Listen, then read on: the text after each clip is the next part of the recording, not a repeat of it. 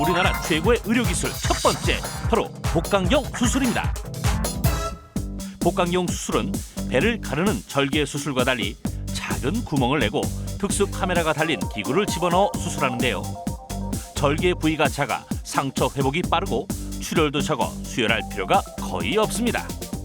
요즘은 맹장 같은 간단한 수술부터 조기 위암 등 다양한 수술에 복강경이 활용되고 있는데요.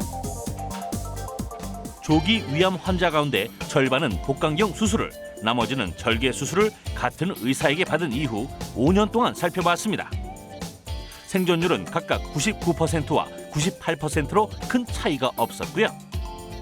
합병증 발생은 복강경 수술이 23%, 절개 수술 42%로 복강경이 절반 정도 낮았는데요.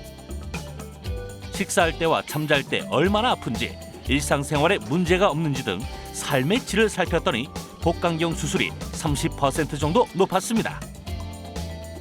요즘은 HD, 3D 입체 복강경을 이용, 환자에게는 덜 스트레스를 주면서 보다 더 좋은 시야를 얻을 수 있다고 하는데요. 우리나라 복강경 수술 수준 정말 놀랍습니다. 우리나라 최고의 의료기술 두 번째는 장기 이식 수술입니다.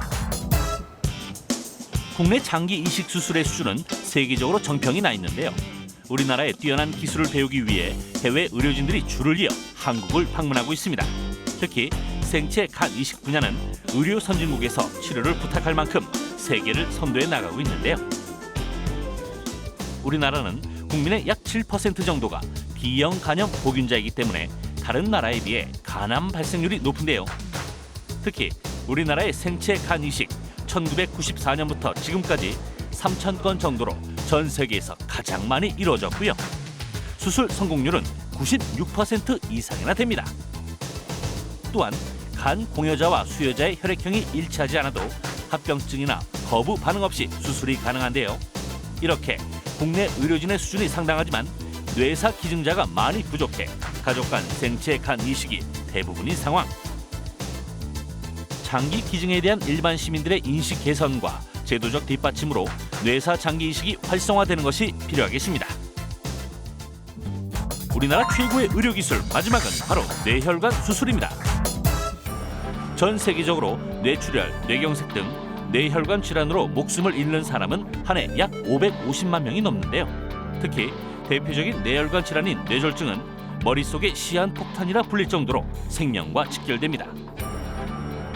국내에서는 인구 10만 명당 약 80명이 뇌졸중으로 사망하는데요. 이를 시간으로 환산하면 약 15분마다 한 명꼴로 생명을 잃고 있는 겁니다. 우리나라는 작년부터 뇌혈관 내 수술 인증제를 도입, 150차례 이상 뇌혈관 수술 시행 경력 등 까다로운 심사를 거쳐 인증 자격을 부여하고요. 여러 대학 병원에서 하이브리드 혈관 조형 수술실을 열고 있는데요.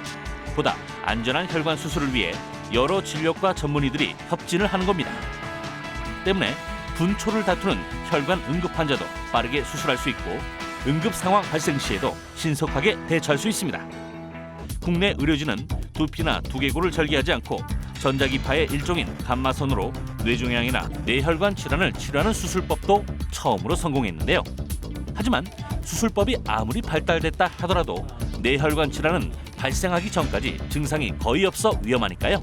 평소에 꾸준히 건강검진을 받는 것이 중요하겠죠.